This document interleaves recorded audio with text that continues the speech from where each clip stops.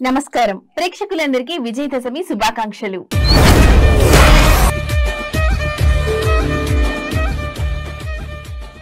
దసరా నవరాత్రులు చెడుపై మంచి సాధించిన విజయాన్ని సూచించే పండగ। ఈ 9 రోజులు దుర్గాదేవి 9 రూపాలైన నవదుర్గలను పూజిస్తారు। చివరి రోజున రావణుడిపై రాముడి విజయాన్ని, మహిషాసురుడిపై దుర్గాదేవి విజయాన్ని గుర్తు చేసుకుని దసరా పండుగను జరుపుకుంటారు। దసరా నవరాత్రి ఉత్సవాలు కొనసాగుతున్నాయి। అశ్వయుజ మాసం పాడ్యమి నుంచి 9 రోజుల పాటు దుర్గాదేవిని 9 రూపాల్లో పూజిస్తారు। 9 రూపాల్లో అమ్మవారిని ఎలా పూజించాలి? శారదీయ నవరాత్రి ఉత్సవాల్లో అమ్మవారి ప్రత్యేకత ఏంటి? దుర్గాదేవి 9 దివ్య రూపాల గురించి ఈ స్టోరీలో తెలుసుకుందాం। ఆశ్వీజ మాసంలో జరిగే శారదా నవరాత్రి ఉత్సవాల్లో దుర్గాదేవిని పూజిస్తారు। అమ్మవారిని 9 రూపాల్లో ఆవాహన చేసి పూజిస్తారు। ఇలా పూజించడం వల్ల ధైర్యం, శక్తి లభిస్తాయని పండితులు చెప్తున్నారు। చెడు ఆలోచనలు తొలగి మంచి ఆలోచనలు వృద్ధి చెంది జీవితంలో విజయాన్ని సాధిస్తారని పండితులు చెప్తున్నారు।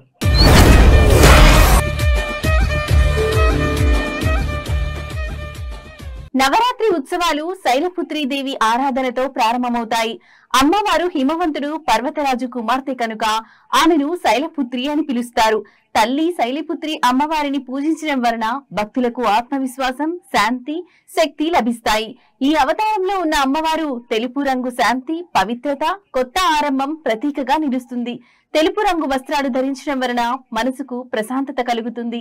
శైలపుత్రీ దేవి పూజ ద్వారా మన జీవితానికి కొత్త ఆరంభం, ధైర్యం, స్థిరత్వం లభిస్తాయి। ప్రతి మహిళలోనూ శైలపుత్రీ దేవిలా ధైర్యం, సహనం, శక్తి నింపుకోవాలి। అమ్మవారి ఆరాధనతో మనలోని శ్రీశక్తి వెలుగులు మరింత బలపడాలి। బ్రహ్మచారిణీ దేవి ఈ అవతారంలో దుర్గాదేవి అమ్మవారు బ్రహ్మచార్యాశ్రమంలో తోటి విద్యార్థులతో ఉండే అమ్మవారి అవతారం ఇది। క్రమశిక్షణ, ధ్యానానికి ప్రతిరూపంగా అమ్మవారిని కొలుస్తారు। తెల్లని చీర ధరించి కుడి చేతిలో జపమాల, కమండలం, ఎడమ చేతిలో కలశం ధరించి ఉంటుంది బ్రహ్మచారిణీ దేవి। బ్రహ్మ అంటే అన్నీ తెలిసింది అని అర్థం। బ్రహ్మ జ్ఞానం, బ్రహ్మ స్వరూపం, ఇలా బ్రహ్మ అంటే అన్నీ అనే అర్థాన్ని నింపుకుని అన్నీ తనలోనే నింపుకున్నది అని కూడా అర్థం। చారిణి అంటే కదలడం, ఒక పనిలో నిమగ్నమవ్వడం। బ్రహ్మచారిణి అంటే బ్రహ్మచర్యంలో ఉన్నది అని అర్థం। వచనంలో అర్థమయ్యేలా చెప్పాలి అంటే పెళ్లి కాని యువతి అని అర్థం। బ్రహ్మచారిణీ దేవి బుద్ధిని, శక్తిని ప్రసాదిస్తుంది। సంతోషాన్ని, ప్రశాంతతను, సంపదను చేకూరుస్తుంది। చంద్రఘంటాదేవి కొత్త బంధాలు, భక్తికి చిహ్నంగా ఈ అవతారం గల అమ్మవారిని పూజిస్తారు। అమ్మవారి నుదుటిపై అర్ధచంద్రుని ఆకారాన్ని ధరించడం ప్రారంభించినప్పుడు అమ్మవారిని చంద్రఘంట అని పిలుస్తారు। తాను ధైర్య సాహసాలకు ప్రాతినిధ్యం వహించే సింహాన్ని అధిరోహించింది। ఈ మాతకు 10 చేతులు ఉంటాయి। ఒక చేతిలో కమలం పువ్వు, మరో చేతిలో కమండలం, ఖడ్గం, త్రిశూలం, విల్లు, గద, బాణం, జపమాల ఉంటాయి। ఈ తల్లి రూపం వైవాహిక జీవిత ప్రారంభాన్ని సూచిస్తుంది। ఇది కొత్తగా పెళ్లైన స్త్రీ కొత్త సంబంధాలు మరియు బాధ్యతలను స్వీకరించడాన్ని సూచిస్తుంది। కూష్మాండాదేవి కూష్మాండ అంటే కు అంటే చిన్నది, ఊష్మ అంటే శక్తి, అండ అంటే విశ్వం। అమ్మవారు తన శక్తితో ఈ విశ్వాన్ని సృష్టించింది। ఈ అవతారం మాతృత్వాన్ని సూచిస్తుంది। స్త్రీ గర్భం దాల్చి జీవితాన్నిచ్చే శక్తిని కలిగి ఉన్న స్థితిని ఆమె సూచిస్తుంది। దసరా నవరాత్రి ఉత్సవాల్లో శుద్ధ చవితి రోజున కూష్మాండ మాతను ఆరాధిస్తారు। కూష్మాండ దేవిని పూజించడం వల్ల దీర్ఘకాలిక రోగాల నుంచి ఉపశమనం లభించడంతో పాటు సమాజంలో కీర్తి, బలం, సంపదలన్నీ పెరుగుతాయని చాలా మంది నమ్ముతారు। పురాణాల ప్రకారం కూష్మాండ దేవికి మొత్తం 8 చేతులుంటాయి। ఈ చేతుల్లో చక్రం, ఖడ్గం, గద, పాశం, ధనస్సు, బాణాలు, ఒక తేనె భాండం, ఒక రక్త భాండం ఉంటాయి। ఈ అమ్మవారు సింహ వాహనంపై భూమి మీదకొస్తారు। స్కందమాతాదేవి ఈ అవతారం ప్రేమ, పోషణ స్వరూపంగా భావిస్తారు। ఈ రూపం మాతృత్వం, సంపూర్ణతను సూచిస్తుంది। ఒక స్త్రీ తన పిల్లలకు జన్మస్థలంగా మారుతుంది। ప్రేమ, త్యాగం, రక్షణగా భావిస్తుంది। స్కందమాత అమ్మవారిని పూజించడం వల్ల సంతానం లేని వారికి పిల్లలు పుడతారని పురాణంలో పేర్కొన్నారు। స్కంద అంటే కార్తికేయుడు। ఈ తల్లి దుర్గాదేవి స్వరూపం కార్తికేయుని తల్లి కావడంతో ఈ స్వరూపానికి స్కందమాత అని పేరు వచ్చింది. కాశీఖండం, దేవి పురాణం, స్కంద పురాణాలలో ఈ దేవి గురించి ప్రస్తావించబడింది. తల్లి స్కందమాతను గౌరీ, మహేశ్వరి, పార్వతి, ఉమా అని కూడా పిలుస్తారు. ఈ తల్లికి 4 చేతులు ఉంటాయి. ఒక చేతిలో తన కుమారుడైన స్కందుని శిశురూపం ఉంటుంది. మరో చేతిలో అభయముద్ర ఉంటుంది. ఇది మనలో భయాన్ని తొలగిస్తుంది.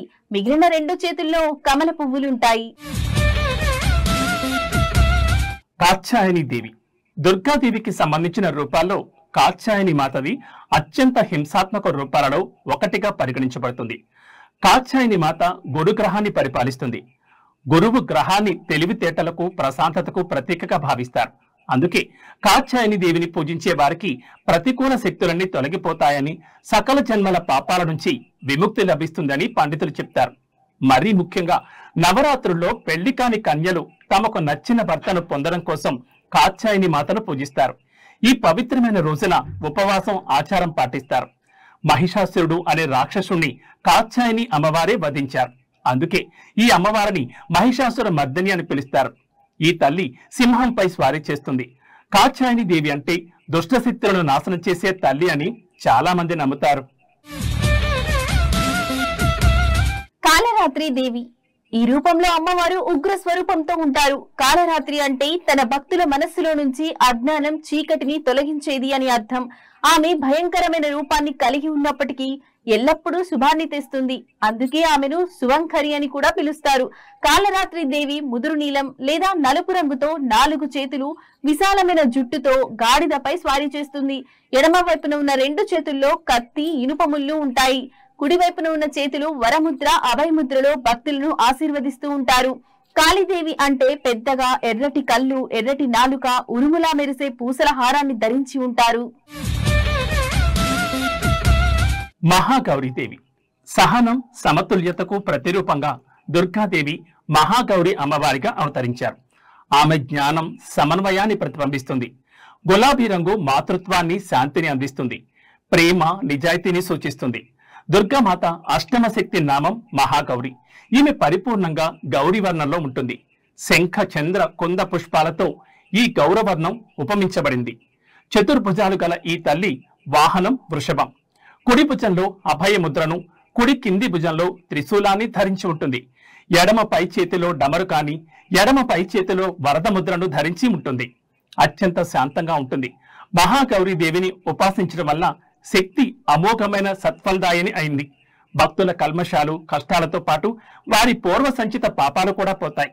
మహాగౌరి సర్వవిధ శుభాలు ప్రసాదిస్తుంది. సిద్ధిదాత్రి దేవి సిద్ధులను ఇచ్చి మోక్షానికి మార్గం చూపిస్తుంది. సిద్ధిదాత్రి అంటే మనకు శక్తి ఇచ్చేది. ఈ రూపంలో ఆమెను భక్తి శ్రద్ధలతో కొలుస్తారు. ఈ తల్లి తన భక్తుల జీవితంలో నెలకొన్న చీకటిని తొలగించి వెలుగును ప్రసాదిస్తుందని నమ్ముతారు. సర్వవిధ సిద్ధులను ప్రసాదించు తల్లి కనుక సిద్ధిదాత్రి. పరమేశ్వరుడు సర్వ సిద్ధులను ఈ దేవి కృప వలనే పొందాడని దేవి పురాణంలో పండితులు చెప్పారు. ఈమె కుడివైపున ఒక చేతిలో చక్రమును, మరొక చేతిలో గద ఉంటాయి. ఎడమ వైపున ఒక చేతిలో శంఖమును, మరొక చేతిలో కమలము ఉంటాయి. నిష్ఠ, భక్తితో సిద్ధిదాత్రి దేవిని ఆరాధించిన వారికి సకల సిద్ధులు కలుగుతాయని పురాణాల ద్వారా తెలుస్తుంది. దసరా నవరాత్రుల సందర్భంగా అమ్మవారి అవతారాల గురించి తెలుసుకున్నాం కదా. ఈ విజయదశమి అందరి జీవితాల్లో విజయాన్ని తీసుకురావాలని మనస్ఫూర్తిగా కోరుకుంటూ నమస్కారం.